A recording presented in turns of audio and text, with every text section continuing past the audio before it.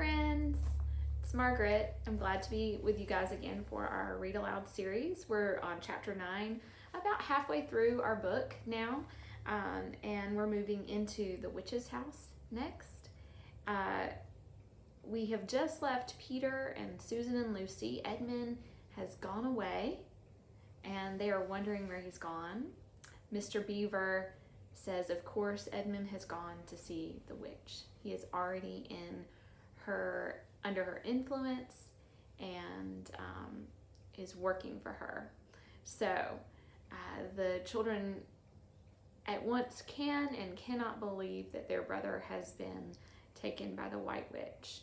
And they're not exactly sure what to do next, but Mr. Beaver urges them to just go see Aslan and feels that for sure Aslan can help their brother and Mr. Tumnus and the rest of Narnia. So we're going to pick up from there. If you need any information about how to log on Sunday to our small group, we would love to have you. It's at 3 o'clock on Sundays. Send me a message. I'm happy to get you connected. And if you have any prayer requests or anything that I can just help you with, don't hesitate to message us about those things too. This is one of our parts of our program, but another part is for sure praying for you all. And we have adult volunteers who are doing that with me, and I know that the rest of the church is also praying for you all, you youth who we care about so much. So if there's any way we can support you specifically, please let us know and send us a message. All right, without much further ado, let's get started. This is chapter 9 of our Read Aloud series, The Lion, the Witch, and the Wardrobe. In the Witch's House. And now, of course, you want to know what had happened to Edmund. He had eaten his share of the dinner, but hadn't really enjoyed it because he was thinking all the time about Turkish delight. And there's nothing that spoils the taste of good, ordinary food half so much as the memory of bad, magic food. And he had heard the conversation and hadn't enjoyed it much either, because he kept on thinking that the others were taking no notice of him and trying to give him the cold shoulder. They weren't, but he imagined it. And then he had listened until Mr. Beaver told them about Aslan, and until he had heard the whole arrangement for meeting Aslan at the stone table. It was then that he began very quietly to edge himself under the curtain which hung over the door. For the mention of Aslan gave him a mysterious and horrible feeling, just as it gave the others a mysterious and lovely feeling.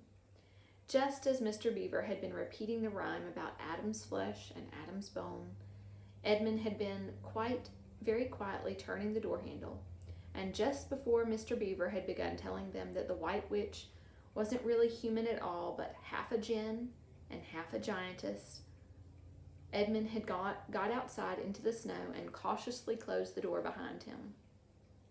You mustn't think that even now Edmund was quite so bad that he actually wanted his brother and sisters to be turned into stone. He did want Turkish delight, and to be a prince, and later a king, and to pay Peter out for calling him a beast. As for what the witch would do with the others, he didn't want her to be particularly nice to them, certainly not to put them on the same level as himself. But he managed to believe, or to pretend he believed, that she wouldn't do anything very bad to them, because he said to himself, all these people who say nasty things about her are her enemies, and probably half of it isn't true. She was jolly nice to me anyway, much nicer than they are, and I expect she is the rightful queen, really. Anyway, she'll be better than that awful Aslan. At least that was the excuse he made in his own mind for what he was doing. It wasn't a very good excuse, however, for deep down inside him, he really knew that the White Witch was bad and cruel.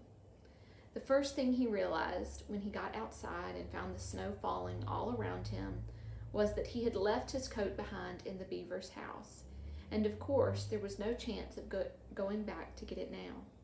The next thing he realized was that the daylight was almost gone, for it had been nearly 3 o'clock when they sat down to dinner, and the winter days were short. He hadn't reckoned on this, but he had made the best of it. So he turned up his collar and shuffled across the top of the dam. Luckily, it wasn't so slippery since the snow had fallen on the far side of the river. It was pretty bad when he reached the far side.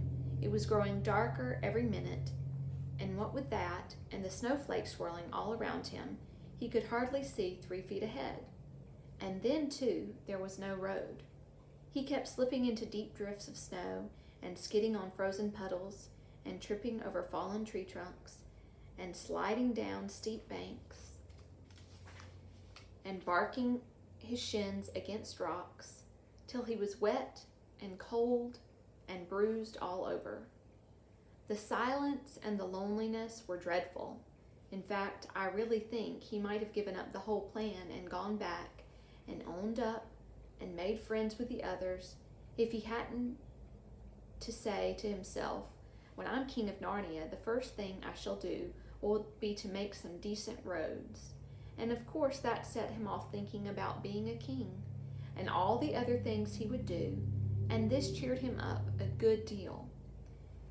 He had just settled in his mind what sort of palace he would have and how many cars and all about his private cinema and where the principal railway would run and what laws he would make against beavers and dams, and was putting the finishing touches to some schemes for keeping Peter in his place when the weather changed.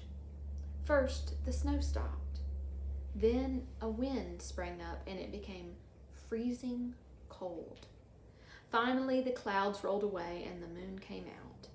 It was a full moon, and shining on all that snow, it made everything almost as bright as day. Only the shadows were rather confusing.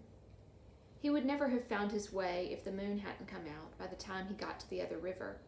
You know, he had seen when they first arrived at the Beavers, a smaller river flowing into the great one lower down. He now reached this and turned to follow it up. The little valley down which it came was much steeper and rockier than the one he had just left, and much overgrown with bushes, so that he could not have managed it at all in the dark. Even as it was, he got wet through, for he had to stoop under the branches, and great loads of snow came sliding off onto his back. And every time this happened, he thought more and more how he hated Peter, just as if all this had been Peter's fault. But at last he came to a part where it was more level, and the valley opened out. And there, on the other side of the river, quite close to him, in the middle of a little plain between 2 hills, he saw what must be the White Witch's house. And the moon was shining brighter than ever. The house was really a small castle. It seemed to be all towers, little towers with long pointed spires on them, sharp as needles. They looked like huge dunces' caps or sorcerers' caps, and they shone in the moonlight, and their long shadows looked strange on the snow. Edmund began to be afraid of the house, but it was too late to think of turning back now. He crossed the river on the ice and walked up to the house. There was nothing stirring, not the slightest sound anywhere. Even his own feet made no noise on the deep, newly fallen snow. He walked on, past corner after corner of the house, and past turret after turret to find the door. He had to go right round to the far side before he found it. It was a huge arch, but the great iron gates stood wide open.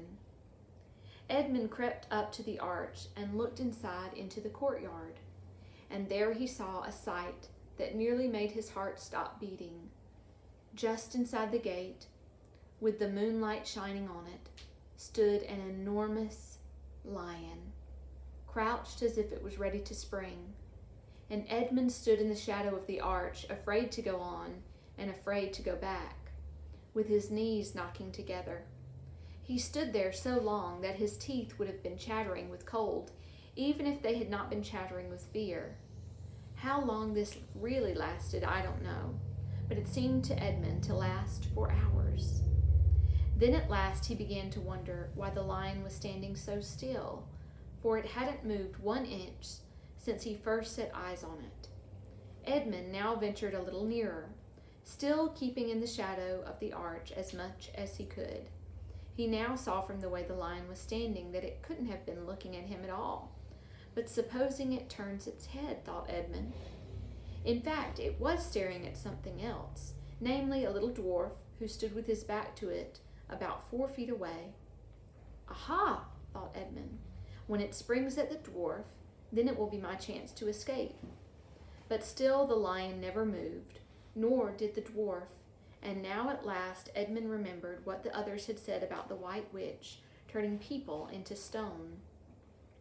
Perhaps this was only a stone lion, and as soon as he had thought of that, he noticed that the lion's back and the top of its head were covered with snow. Of course, it must only be a statue. No living animal would let itself get covered with snow. Then, very slowly, and with his heart beating as if it would burst, Edmund ventured to go up to the lion. Even now he hardly dared to touch it, but at last he put out his hand very quickly, and did. It was cold stone. He had been frightened of a mere statue. The relief which Edmund felt was so great that in spite of the cold, he suddenly got warm all over, right down to his toes, and at the same time there came into his head what seemed a perfectly lovely idea. Probably, he thought, this is the great lion, Aslan, that they were all talking about. She's caught him already and turned him into stone. So that's the end of all their fine ideas about him. Pooh! Who's afraid of Aslan? And he stood there gloating over the stone lion, and presently he did something very silly and childish. He took a stump of lead pencil out of his pocket and scribbled a mustache on the lion's upper lip, and then a pair of spectacles on its eyes. Then he said, "Yah, silly old Aslan, how do you like being a stone? You thought yourself mighty fine, didn't you?" But in spite of the scribbles on its face, on the face of the great stone beast, still looked terrible and sad and noble, staring up in the moonlight, that Edmund didn't really get any fun out of jeering at it. He turned away and began to cross the courtyard. As he got into the middle of it, he saw that there were dozens of statues all about, standing here and there, rather as the pieces stand on a chessboard when it is halfway through the game. There were stone satyrs, and stone wolves, and bears, and foxes, and cat-a-mountains of stone. There were lovely stone shapes that looked like women, but who were really the spirits of trees. There was the great shape of a centaur, and a winged horse, and a long, lithe creature that Edmund took to be a dragon. They all looked so strange standing there, perfectly lifelike, and almost perfectly still, and also perfectly still, in the bright, cold moonlight, that it was eerie work crossing the courtyard. Right in the very middle stood a huge shape of a man, but as tall as a tree, with a fierce face and a shaggy beard, and a great club in his right hand. Even though he knew it was only a stone giant, and not a live one, Edmund did not like going past it. He now saw that there was a dim light showing from a doorway on the far side of the courtyard. He went to it. There was a flight of stone steps going up to an open door. Edmund went up them. Across the threshold lay a great wolf. It's all right, he kept saying to himself. It's only a stone wolf. It can't hurt me. And he raised his leg to step over it. Instantly, the huge creature rose, with all the hair bristling along its back, opened a great red mouth, and said in a growling voice, "Who's there? Stand still, stranger, and tell me who you are." "If you please, sir," said Edmund, trembling so that he could hardly speak, "my name is Edmund, and I'm the son of Adam that Her Majesty met in the wood the other day, and I've come to bring her the news that my brother and sisters are now in Narnia, quite close, in the beaver's house. She wanted to see them." "I will tell Her Majesty," said the wolf. Meanwhile, stand still on the threshold as you value your life." Then it vanished in the house. Edmund stood and waited, his fingers aching with cold and his heart pounding in his chest. And presently the gray wolf, Malgrim, the chief of the witches' secret police, came bounding back and said, "Come in, come in, fortunate favorite of the queen, or else not so fortunate." And Edmund went in, taking great care not to tread on the wolf's paws. He found himself in a long, gloomy hall with many pillars, full as the courtyard had been of statues. The one nearest the door was a little fawn with a very sad expression on its face, and Edmund couldn't help wondering if this might be Lucy's friend. The only light came from a single lamp, and close beside this sat the White Witch. "I've come, your majesty," said Edmund, rushing eagerly forward. "How dare you come alone?" said the witch in a terrible voice. Did I not tell you to bring the others with you?" "Please, your majesty," said Edmund, "I've done the best I can. I've brought them quite close. They're in the little house on top of the dam, just up the river, with Mr. and Mrs. Beaver." A slow, cruel smile came over the witch's face. "Is this all your news?" she asked. "No, your majesty," said Edmund, and proceeded to tell her all he had heard before leaving the beaver's house. "What? Aslan?" cried the queen. "Aslan? Is this true? If I find you have lied to me." "Please, I'm only repeating what they said," stammered Edmund. But the queen, who was no longer attending to him, clapped her hands. Instantly the same dwarf whom Edmund had seen with her before appeared.